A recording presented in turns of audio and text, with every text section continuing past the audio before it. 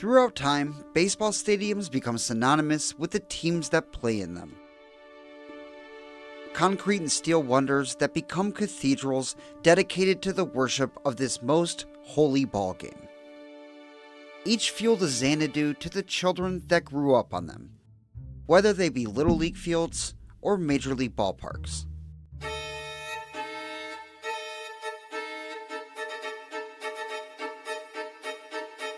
Unfortunately for us, these idyllic palaces eventually fall victim to both time and progress, more often than not disappearing entirely, and only being kept alive through memory. Today we'll be exploring a ballpark once hailed as the baseball palace of the world. Opened all the way back in 1910, this grand cathedral played host to Major League Baseball on the south side of Chicago for 80 years. From the Black Sox scandal to the first MLB All-Star Game. From Joe Louis knocking out James Braddock to Disco Demolition Night. Welcome back to The Bad Baseball Fan. Let's explore the history of Comiskey Park.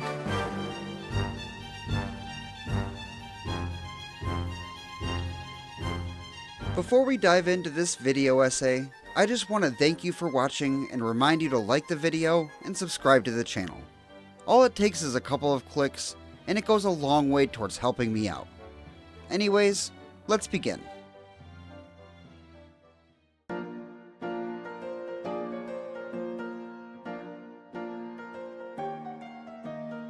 In 1900, a new baseball franchise arrived on the south side of Chicago.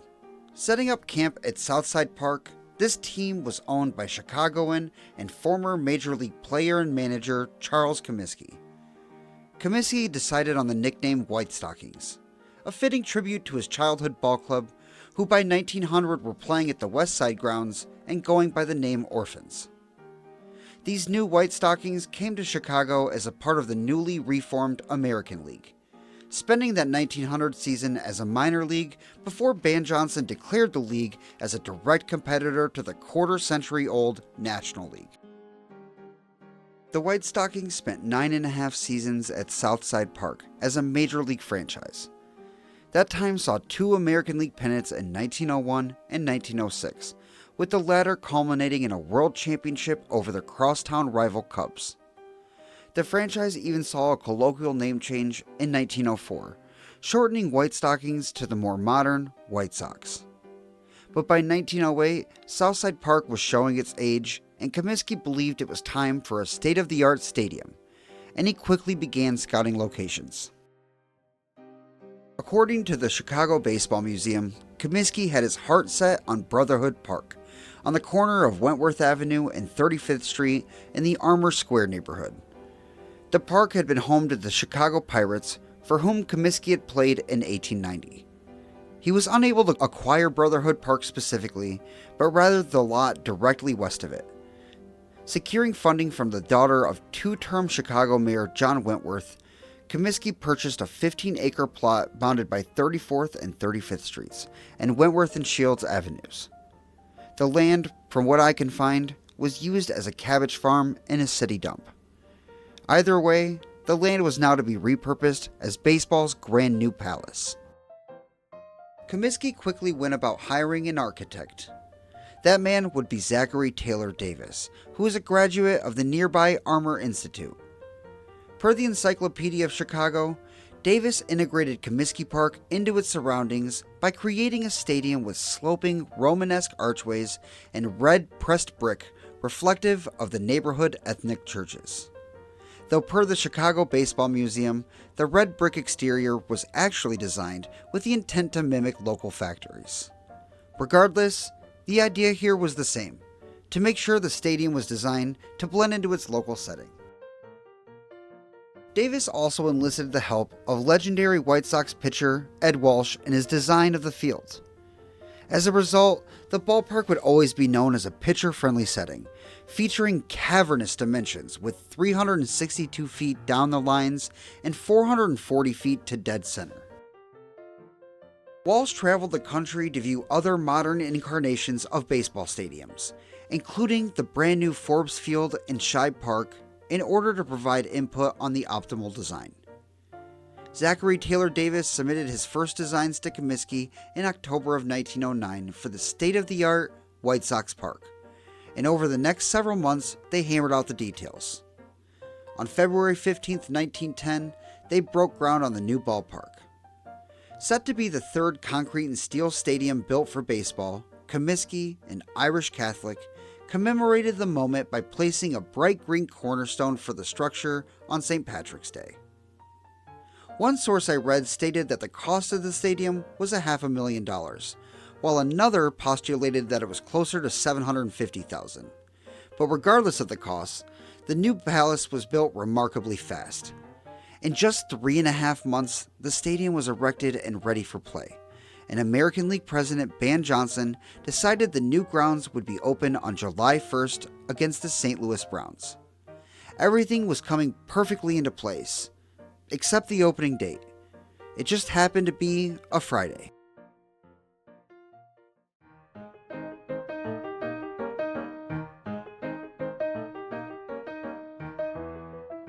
For centuries, there was a prominent belief amongst Irish Catholics that you never start something on a Friday. It just brings bad luck. As a Catholic myself, my mind immediately ties this to Good Friday and the death of Christ. Fridays are for ends, not beginnings. Comiskey knew this, and it gave him a funny feeling, and thus he begged Ban Johnson to allow him to open the park a day earlier. But it was to no avail. The opening date remained firm, and so did Comiskey's bad feeling. Work on the great new stadium continued quite literally until the gates opened on July 1st. As patrons passed the gates of White Sox Park for its inaugural game, they passed painters finding their way out after working on the stadium's facade. The paint was still wet as the turnstiles began turning.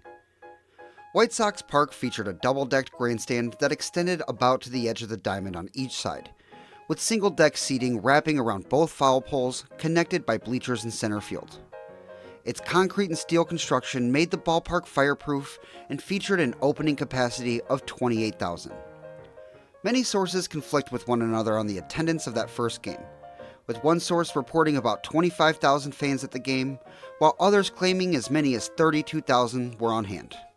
Either way, the day was one for celebration. White Sox Park opened up with some peculiar quirks, including a flagpole placed in play in left field that was originally from Southside Park, foul lines that were old water hoses pressed flat and painted white, and it featured a brand new, state-of-the-art electric scoreboard. With the St. Louis Browns coming to town, the whole city of Chicago was buzzing about the new White Sox Park, quickly being dubbed the Baseball Palace of the World.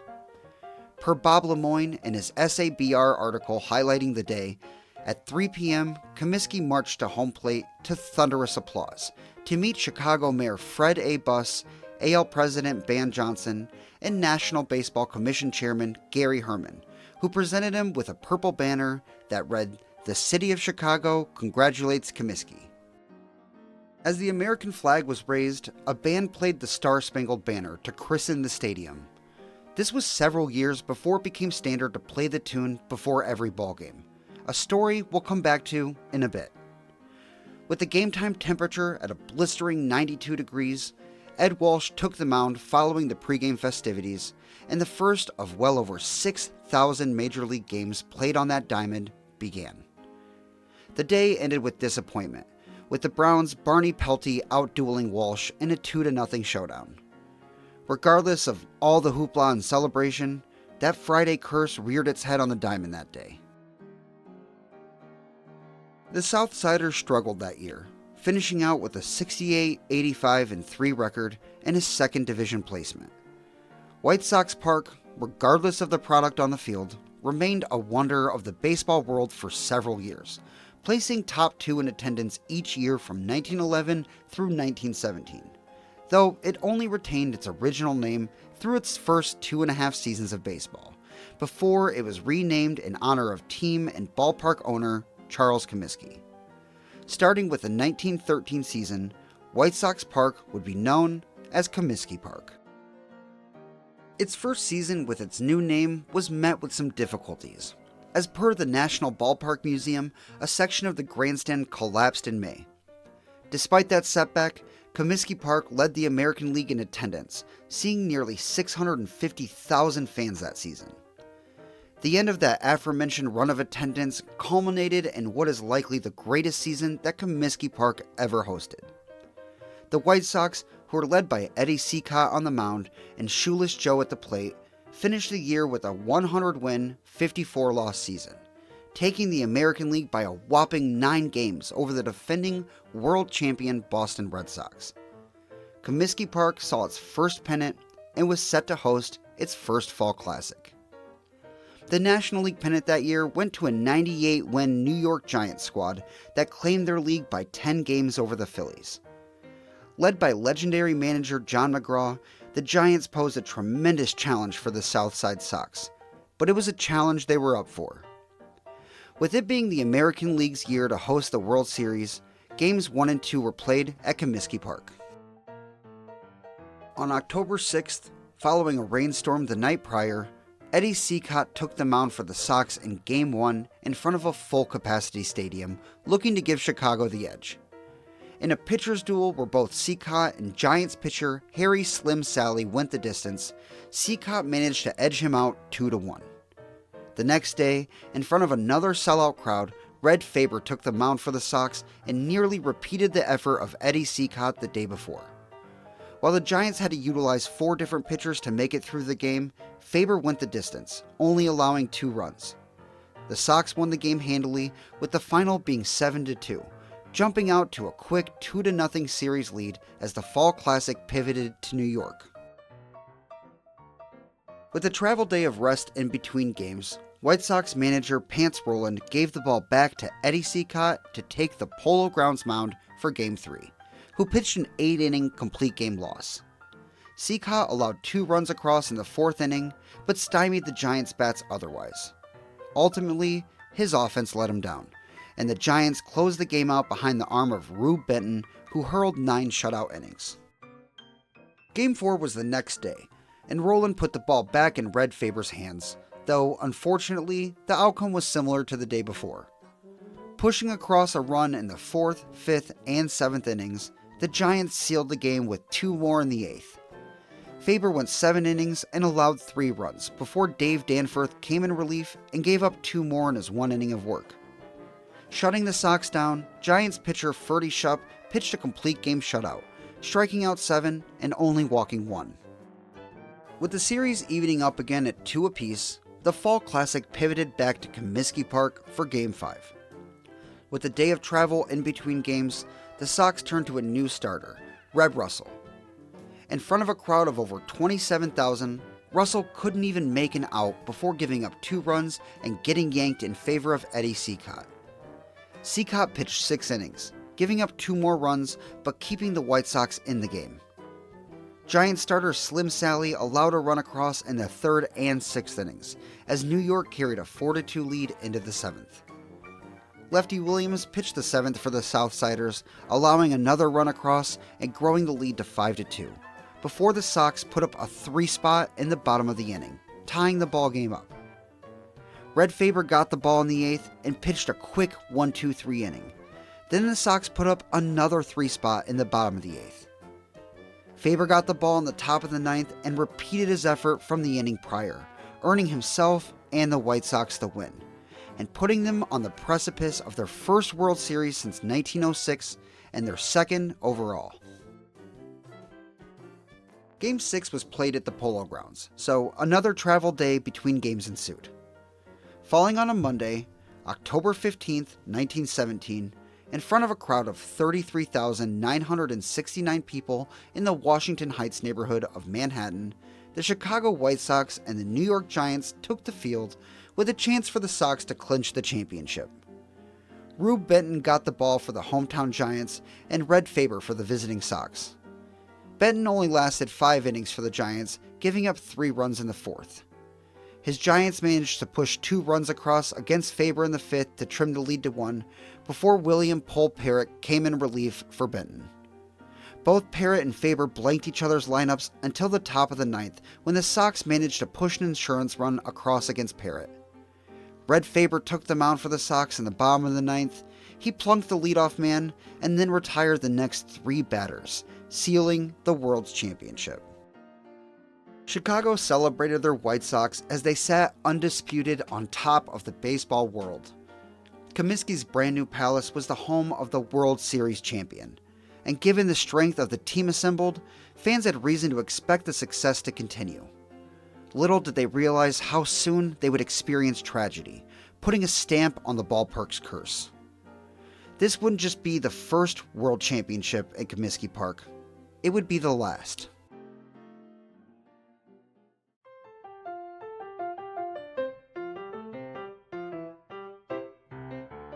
The White Sox and Comiskey Park suffered a shortened season in 1918, as the United States had entered World War I and industrial efforts geared up for war. As baseball was put on the back burner for more important matters, attendance dropped dramatically, and the team's performance took a major step back as well, as they finished with a 57-67 record. Not just did they fail to defend their pennant, but they actually fell to the second division of the American League.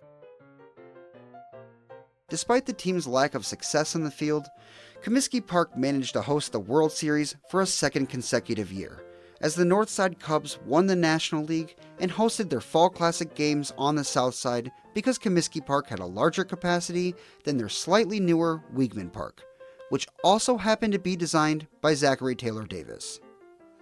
The Cubs lost the series in 6 games, going 1-2 at Comiskey Park. Tying back to the earlier mention of the Star-Spangled Banner, this World Series is where the tradition began. Per the National Ballpark Museum, the 2 leagues were considering canceling the World Series due to the ongoing war, but decided to hold it when they learned of American soldiers in France eagerly awaiting the results. In honor of them, they began to play the national anthem before every game, and thus, a tradition that is honored at every single Major League Baseball game began at Comiskey Park. With the war officially ending in November of 1918, things were set to get back to normal on the baseball front. The White Sox moved on from manager Pants Rowland, hiring Kid Gleason as their new skipper, and they quickly returned to form. Finishing the year with an 88-52 record, the White Sox returned to the top of the American League, capturing their 4th pennant. Comiskey jumped from a 6th place finish in AL in attendance in 1918 to 2nd place in 1919, hosting over 627,186 people. Set to take on the National League pennant-winning Cincinnati Reds, the White Sox were heavy favorites. But thanks to tensions between Charles Comiskey and his ballplayers due to being underpaid, 8 of the White Sox conspired with gamblers to intentionally lose the series. This would shake baseball to its core, and the conspirators would quickly be known as the Black Sox.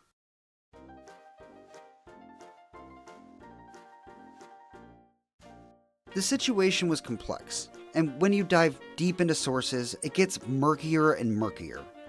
To this day, we don't know exactly what happened, and because of that, I'm not going to dive too deeply into it. For what it's worth, from my understanding, Comiskey was a cheapskate with his players, but his role in this matter, I believe, has been overplayed. He's been made out to be some sort of evil villain in this story when, in fact, there were many who acted without integrity, and completely of their own volition. Comiskey underpaid his players, but he did so relative to their talent, not relative to the league around them. They weren't impoverished as many have implied, but they also weren't paid anywhere near their worth. Comiskey threw lavish parties for his rich friends at the ballpark while treating his ball players like low-level wage workers, rather than the actual talent that people pay to see. But I'm not going to sit here and say that his actions justified the actual criminal fraud that the ball players committed.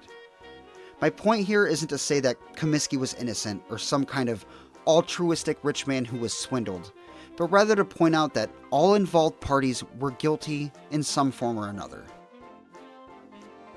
Regardless, the Sox ultimately fell in the series in 8 games, this one being one of the rare best-of-9 series that baseball tested out early on. Cincinnati held home field advantage, so games 3, 4, 5, and 8 were played at Comiskey Park. The Sox only went 1-3 at home, allowing the Reds to capture the championship in Chicago. People had speculated that the fix was afoot for virtually the whole series, and a year later, the 8 conspirators were indicted on 9 counts of fraud, along with 5 gamblers that conspired with them. Several of the Black Sox gave signed confessions that disappeared right before the trial started. The disappearing of this key evidence likely led to the acquittal of all 8 of the baseball players of criminal charges. But the day after the end of the trial, newly appointed Commissioner of Baseball, Kennesaw Landis, banned all 8 conspirators from Major League Baseball for life, closing the book on this dark chapter in not just White Sox history, but the history of baseball as a whole. That great team that captured the World Series just a few years prior, with all of that promise of future success, was completely gone.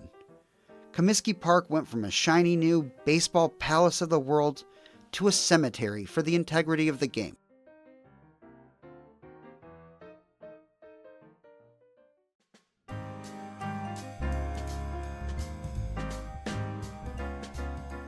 Comiskey Park, for its part, saw a record 833,000 people pass through its gates in 1920, before all hell broke loose with the trial. In the Black Sox last year of play, the team improved on their record from 1919 by 8 games, finishing with a 96-58 record, but finishing second in the American League. The franchise began a severely prolonged era of mediocrity, with 1920 being their last top 2 finish until 1957. During this competitive hiatus, the ballpark underwent some significant changes and hosted some monumental events. Comiskey used his ballpark to host many types of gatherings. Per the Encyclopedia of Chicago, he used the ballpark for the hosting of church events, musical extravaganzas, picnics, and auto polo events. The stadium became host to more than just baseball in 1922 when the Chicago Cardinals of the National Football League moved in and called the stadium home for, from my understanding, 3 separate stints. The first from 1922 to 1925, the second from 1929 through 1930, and the third from 1940 through their final year in Chicago in 1959. The Cardinals brought 2 championships home while playing on the South Side. Well, at least kind of. The Cardinals organization lays claim to championships in 1925 and 1947, but that 1925 claim is about as Mickey Mouse as it gets. If you got the time, just go look it up. You'll see what I mean. But the 1947 championship was for real. And better yet, the Cardinals got to play host to the NFL championship game at Comiskey Park. Beating the Philadelphia Eagles 28-21, this would be the last home team championship of any type ever won at Comiskey Park.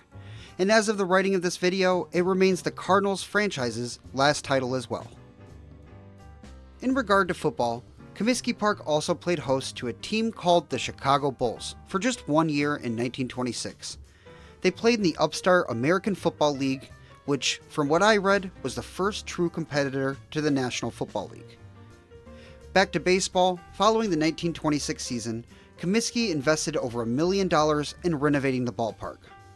The wooden bleachers that extended past the double-decked grandstand were replaced with their own double-decked grandstand that wrapped around both foul poles. Following the construction, the stadium was finally enclosed and capacity skyrocketed to 52,000. The 1930s brought about a miserable decade of White Sox baseball, but also came with some incredible events. As the Great Depression raged in the early 30s, attendance for Sox games plummeted, bottoming out at 236,000 in 1934, as the team never finished higher than 5th in the AL through the front half of the decade. The beginning of the decade saw the passing of team founder, owner, and stadium namesake Charles Comiskey. His assets immediately passed on to his son, J. Lewis Comiskey, and for the first time ever, the Southsiders had a change in ownership. This time was not wasted at Comiskey Park though, as in 1933, it played host to the first MLB All-Star Game and the first Negro League's East-West All-Star Game. The MLB All-Star Game was the brainchild of one Arch Ward, the sports editor for the Chicago Tribune. Ward, with the support of AL President Will Harridge and other baseball executives, lobbied to have the event as a part of the 1933 World's Fair that was to be hosted in Chicago. With the intent of the All-Star Game being a one-off spectacle, it took place on July 6th at Comiskey Park. Teams and managers were chosen via newspaper ballots that were sent out to 55 different newspapers across the country. Legendary managers John McGraw and Connie Mack managed the National League and American League respectively, while 20 of the 36 All-Stars who were selected would end up in the Hall of Fame. The two teams played in front of a crowd that was pushing 50,000 as the AL won the day with a 4-2 final. The great success of the event led it to be established as an annual occurrence immediately following the inaugural game. The success of the exhibition game also inspired Pittsburgh Crawford's owner Gus Greenlee to do the same for the Negro Leagues. Setting up the game to occur near the end of the season and following suit with Major League Baseball's newspaper balloting system, the teams playing in it would be geographically focused, with one team representing the East and one team representing the West. The East-West All-Star Game became an annual event until its final game in 1962, and the exhibition game was hosted at Comiskey Park near the birthplace of the Negro Leagues for nearly every year of its existence. And in subseasons, the East-West game even drew a greater attendance than the MLB All-Star Game. As the decade rolled on, Comiskey Park was chosen to host a heavyweight championship boxing fight between world champion James Braddock and challenger Joe Louis. On June 22, 1937, the Brown Bomber knocked out the Cinderella Man in the 8th round to claim the heavyweight belt and begin a championship reign that would go on to last the next 12 years, the longest of all time. Just 2 years later, the Comiskey family had lights installed at the ballpark, and the first night game ever played at Comiskey Park took place on August 14, 1939. The Sox hosted the St. Louis Browns, and under the new state-of-the-art lights, beat them 5-2. About a month prior to that first night game, on July 18th, White Sox owner J. Louis Comiskey died of heart disease. A lengthy court battle ensued between the First National Bank of Chicago and J. Louis Comiskey's widow, Grace. Grace Comiskey ended up winning that battle and by 1941 had gained the majority control of the team. That same year, Comiskey Park welcomed the Chicago American Giants of the Negro American League, as the team would call the ballpark home through the 1950 season. The relationship deepened the long-standing connection between the Negro Leagues and the South Side of Chicago. Following the 1946 season, Cleveland's League Park closed down, establishing Comiskey Park as the oldest ballpark in the American League, a title it would hold for the next 44 years. The next year, the center field bleachers were closed down to create a batter's eye, decreasing the stadium's capacity to 44,492. Then, on July 5, 1947, the oldest ballpark in the junior circuit played host to one of the greatest moments in the league's history, as Larry Doby of the visiting Cleveland Indians made his Major League debut at Comiskey, shattering the American League color barrier mere months after Jackie Robinson had done so in the National League.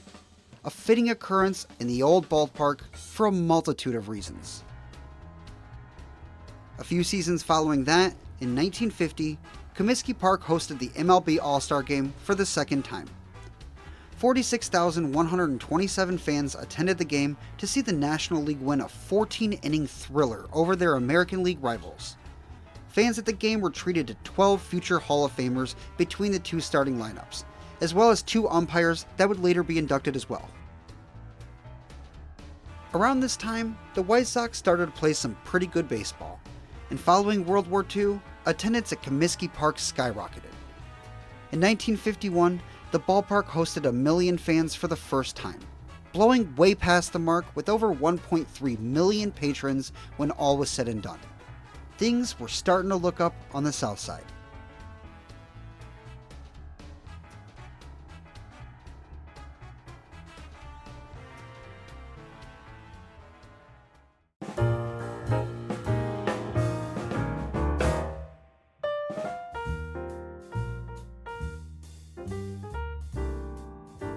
As the Sox were on the precipice of being competitive for the first time in decades, the organization underwent a couple of ownership changes. Team owner Grace Comiskey passed away on December 10, 1956, leaving principal control of the team to her oldest daughter, Dorothy Comiskey Rigney. She held that stake until 1958, when she put her shares in the team up for sale. She intended on selling her shares to her brother Chuck, who was a minority owner in the team, but he lowballed her. She decided to seek a buyer outside of the family, selling the team to a group of investors spearheaded by former Indians and Browns owner Bill Veeck. For the first time ever, the Chicago White Sox majority owner was outside of the Comiskey family. While all of this drama unfolded behind the scenes, the White Sox started to play some really good baseball. From 1952 through 1956, the White Sox finished third in the American League each year, putting out some really good ball clubs. After crossing the million fan mark in 1951, Comiskey Park would continue to surpass the mark through the 1957 season. A 1957 season that saw the Sox improve to second place for the first time since 1920, a feat that was repeated in 1958 and even bettered in 1959. Immediately after the team left the hands of the Comiskey family, the team won their first pennant in 40 years, and Comiskey Park hosted a record 1.42 million fans.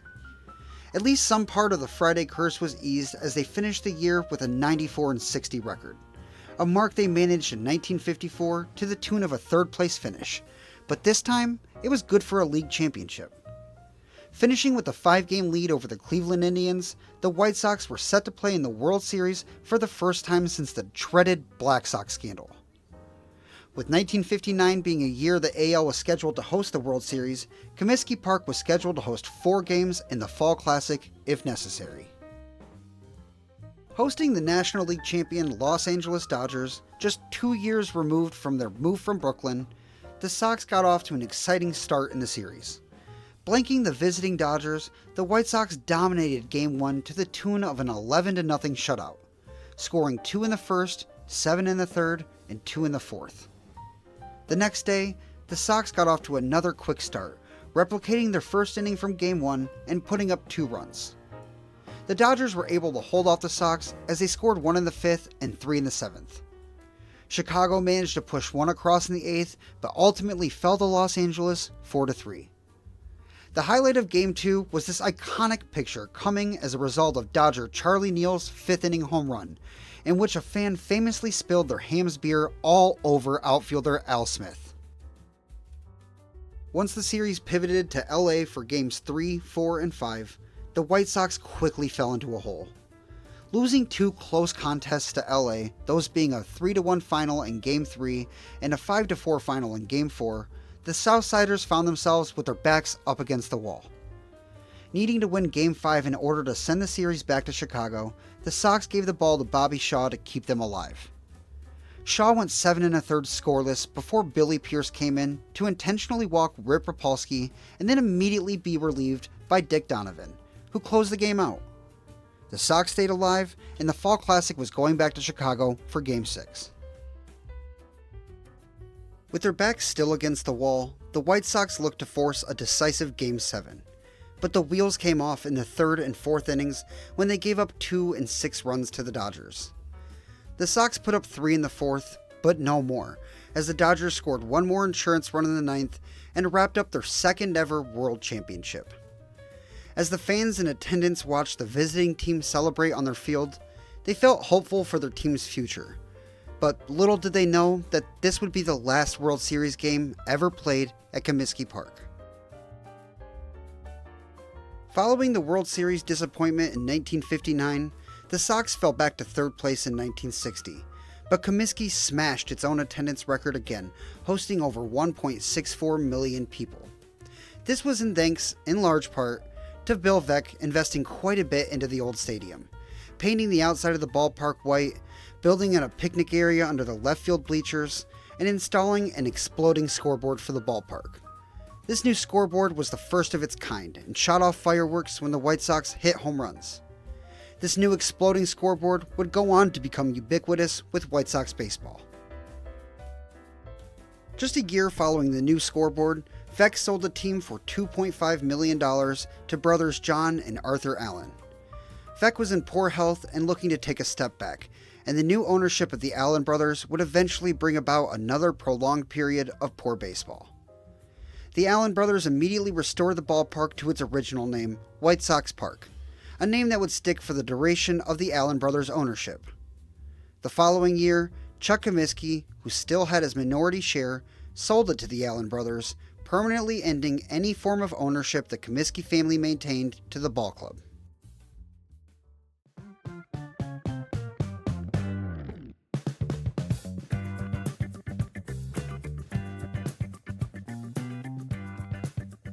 The 60s and 70s saw Comiskey Park play host to some incredible moments and events. On May 6, 1964, White Sox left fielder Dave Nicholson hit the longest home run ever hit at Comiskey Park. An absolutely towering shot that quite possibly cleared the left field roof, and at the very least, landed on top of it. When the official measurement was made, it was marked as a 573-foot home run, one of the grandest home runs ever hit, essentially of mythic proportion. A year later, in mid to late August, the Beatles played a doubleheader of performances at Comiskey, performing for sold-out crowds of 52,000 for both concerts, as Beatlemania took hold of Chicago. 1967 brought soccer to Comiskey Park for the first time, as the Chicago Mustangs of the United Soccer Association moved into the park. The league the Mustangs were in merged with another following the '67 campaign, becoming the North American Soccer League in 1968.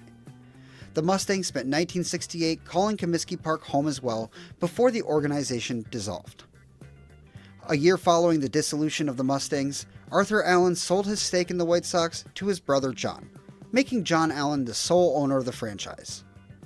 1969 also saw the installation of an AstroTurf infield at Comiskey Park, making it the first outdoor stadium to feature the synthetic grass. Around this time, the play on the field and attendance at the ballpark began to struggle. To try to entertain fans at the ballpark and to give them another reason to be there, the White Sox hired organist Nancy Faust in 1970. Her tenure with the franchise would last 40 years, as she established herself as one of the greatest ballpark entertainers of all time, incorporating pop music into her tunes and sending off visiting ball clubs with her rendition of Steam's "Na Na Hey Hey, Kiss Him Goodbye." 1970 also happened to be the final seasons of Shibe Park in Philadelphia and Forbes Field in Pittsburgh, the two oldest ballparks in Major League Baseball. Starting in 1971, Comiskey Park would be the oldest active stadium in Major League Baseball. As Comiskey Park became the old lady of baseball, another iconic ballpark entertainer was hired by the team, Harry Carey. Carey may mostly be remembered now for his time on the north side with the Cubs, but many of his iconic tendencies and characteristics were established during his 11-year tenure at Comiskey Park. May 6th of 1971 saw the lowest attended game in Comiskey Park history, with only 511 people showing up to see the Red Sox beat the pulp out of the White Sox 10-1. Just 2 years later, on May 20th, 1973, during a doubleheader against the Twins, Comiskey Park had its most attended game ever, with the official attendance being placed at 55,555. A real culture was being developed at Comiskey Park during the early 70s. But something was missing, and that something just so happened to be Bill Veeck.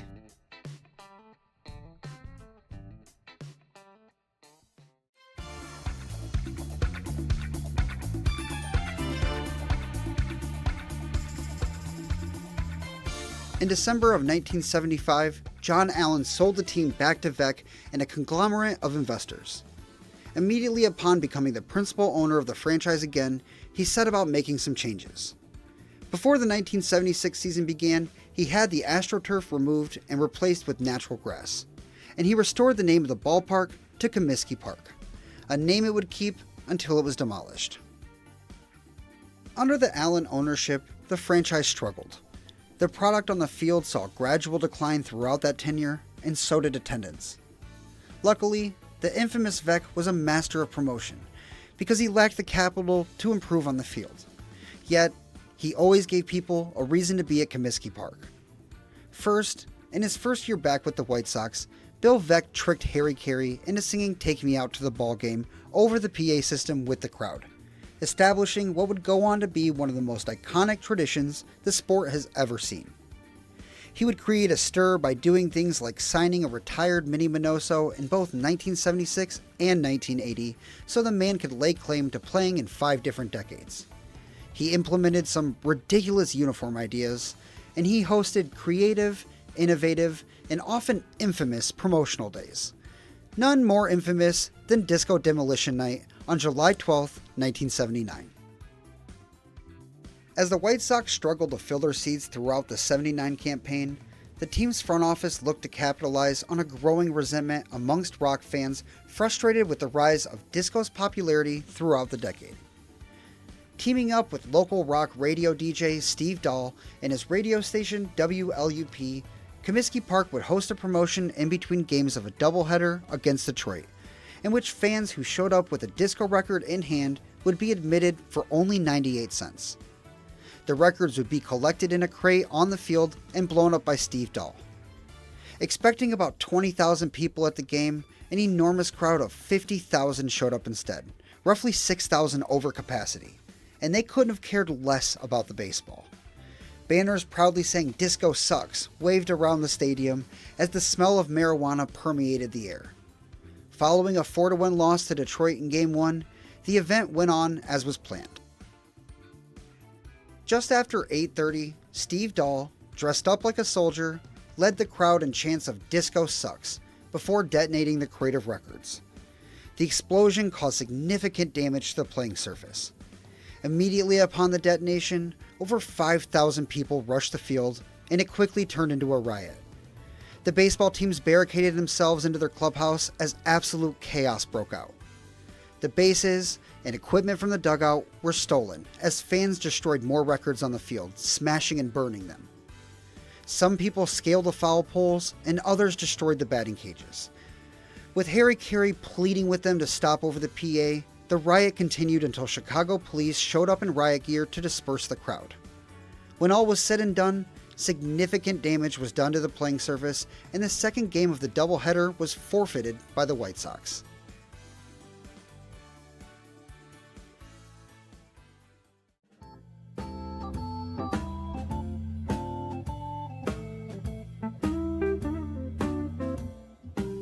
Following the Disco Demolition fiasco, the Sox finished out the year 14 games under 500 and finished 1980 a full 20 games under the 500 mark. Struggling to compete in the new era of free agency, Bill Veeck sold the team. Real estate mogul Jerry Reinsdorf and his business partner and television executive Eddie Einhorn purchased the team for roughly $20 million. The new ownership group invested heavily in improving the on-field product, and the turnaround happened quickly. By 1983, the team was great once again, and Comiskey Park would host its all-time record of 2,132,821 fans that season. A third and final All-Star game was given to the ballpark as well. Hosting a crowd of nearly 44,000 on July 6th, the AL stomped the NL 13-3, with the Angels' Fred Lynn being named MVP. By the end of the 1983 season, the White Sox had returned to the top of the AL West and finished with a 99-63 record. Taking on the Orioles in a best-of-5 ALCS, Chicago took Game 1 in Baltimore, before dropping the next 3 games and being bounced from the playoffs. Games 3 and 4 were played at Comiskey Park, with the Sox being smacked around in Game 3 for an 11-1 final, and losing a heartbreaker in 10 innings, 3-0 in Game 4. That 10-inning loss, on October 8, 1983, was the last playoff game the grand old ballpark would see. Around this time, professional soccer made its return to Comiskey Park. The Chicago Sting of the NASL would spend parts of 1980 through 1985 at the ballpark, even winning championships in 1981 and 1984, with 1984 seeing Comiskey Park play host to Game 1 of the Soccer Bowl, a 3-game championship series to determine the league championship. The Sting won Game 1 against the Toronto Blizzard 2-1, before the series moved to Toronto, where the Sting closed out the series with a 3-2 victory, sealing the NASL championship. As the mid-1980s rolled on, the ballpark began to really show her age.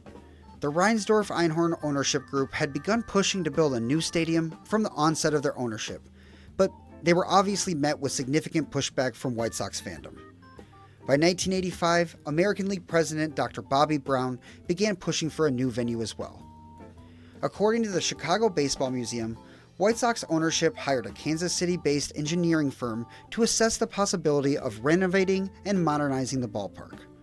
When all was said and done, the assessment deemed the idea neither practical nor economical. And at this point, the decision was made.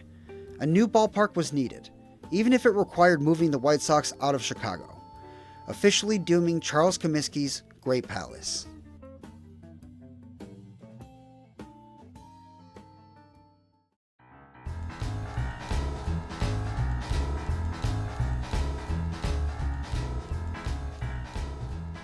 Under the threat of uprooting the franchise and taking them as far as St. Petersburg, Florida, local politicians caved. On July 1, 1988, at 12:03 a.m., a bill passed through the Illinois State Legislature approving the building of a brand new ballpark. On the 88th anniversary of that cursed opening day, it was determined that Comiskey Park would be no more. The new ballpark, also known as Comiskey Park, was to be built immediately south of the original stadium. It would feature many tributes to the old ballpark, including an exploding scoreboard and arched windows on the facade. Per the internet, the original stadium resided in the Armour Square neighborhood, while new Comiskey Park would be within the boundaries of Bridgeport. I'm not that familiar with the layout of Chicago, so if anybody can clarify in the comments, it would be appreciated. Less than a year after the bill approving the stadium passed, on May 7, 1989, ground broke on the new stadium. It was set to be ready for the 1991 baseball season. 1990 would be the last year baseball was ever played at Comiskey Park, rounding out 90 years of history and what would amount to be over 6,000 major league games. The White Sox were competitive for the duration of 1990, finishing the year with a 94-68 record, but ultimately falling short of the playoffs with a second-place finish behind a dominant Oakland squad. The final game at the Baseball Palace of the World occurred on September 30th, 1990, in front of a somber, melancholic crowd of 42,849, packed into the ballpark to send it off in style. Hosting the Seattle Mariners, the sentimentality was ripe in the air as the grandson of Charles Comiskey, was in attendance, and Manny Minoso himself delivered the White Sox lineup card to the umpires. Chicago closed out the old ballpark in style, beating the visiting Mariners 2-1. Police quickly lined the field following the final out, expecting fans to rush the field, but instead, they remained in their seats, soaking up the final moments of the historic venue. Singing along with Nancy Faust playing Na Na Hey Hey Kiss Him Goodbye, the crowd remained for quite some time, and the White Sox came out to the field to thank the fans. As they walked around the field waving, you could tell they were soaking it in as much as anybody there. Every person that was in the ballpark fully understood the gravity of the moment. It was all over. Through all of the good and all of the bad, Comiskey Park was for the fans. It was their place, and now it was no more. The next season, opening day for the White Sox was at the new ballpark, and demolition of old Comiskey started quickly after. They started in right field, dismantling the legendary venue piece by piece, and by the end of the summer, she was gone. The Baseball Palace of the World hosted 3 All-Star games, 4 World Series, and over 6,000 games. She was the home to a World Series champion, NFL champion, and NASL champion, and was the epicenter of the Negro Leagues. Organizations like the Cubs and Red Sox have proven that with enough love, planning, and money, these buildings can be maintained and modernized for virtually forever. It's just a shame that that model couldn't have been set on the south side of Chicago. Comiskey Park was truly one of a kind, a product of its era, producing a level of character and charm that is rarely replicated in modern ballparks. The Baseball Palace of the World is survived by a parking lot that services its successor. An unfitting end for a place so grand and so special to the heart of baseball. If you visit that parking lot, adjacent to the now corporately named Rate Field, you can find the original home plate marked with a marble plaque, and the original foul lines painted on the asphalt, Though she's gone forever, you can still stand there, close your eyes, and pretend that Comiskey Park is still there.